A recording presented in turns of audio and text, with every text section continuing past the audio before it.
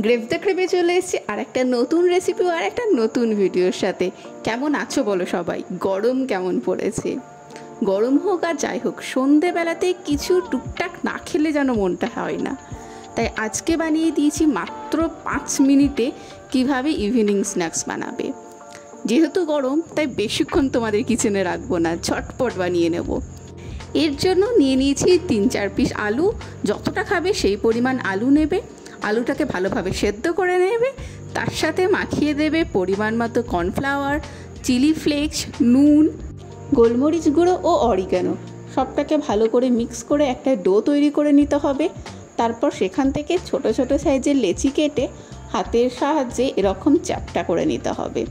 দেখতেই পাচ্ছেন কতটা উইথ কতটা ডায়ামিটারে করেছি, ঠিক এই শেপে করে নেবে।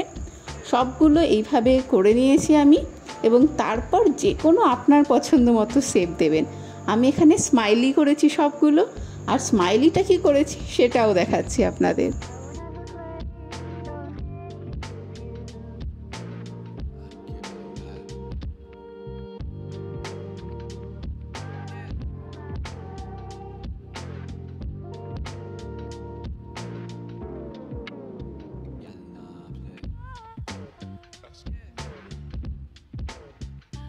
ব্যাস, সবগুলো হয়ে গেছে। এবার একটা এরকম স্টিক টাইপের কিছু নিয়েছি। বাড়িতে যে কোনো কিছু আপনারা থাকবেন সেটা নিয়ে নেবেন। আমি এগুলোর সাহায্যে এরকম করে ফুটো করে চোখ করে নিয়েছি। সবগুলোতেই ওরকম চোখ করে নেব। আপনাদের কাছে বাড়িতে চপস্টিক থাকতে পারে বা কাঁটা চামচ থাকতে পারে, যে কোনো কিছু দিয়ে করবেন।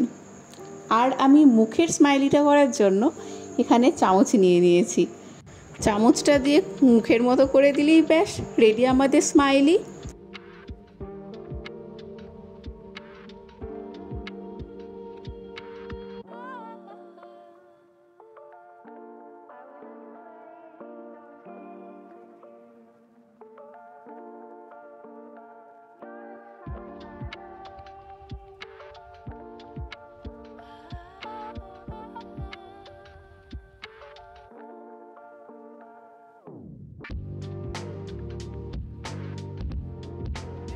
এবার ডিপ ফ্রাইয়ের পালা। সবগুলো হয়ে গেছে, আর কড়াইতে দিয়ে দিয়েছি তেল। তেলটা যখন ভালো গরম হয়ে যাবে সেই সময় ফ্লেমটা একদম কমিয়ে রাখবেন এবং এক এক করে সবগুলো দিয়ে দেবেন। হাই ফ্লেমে কিন্তু ভুলেও দেবেন না, তাহলে ওপরটা তাড়াতাড়ি পুড়ে যাবে এবং মচমচেটা হবে না। লো ফ্লেমে আস্তে আস্তে কুক করুন। ব্যাস 3 মিনিট এটা বানাতে লেগেছে, আর 2 মিনিট ভাজুন।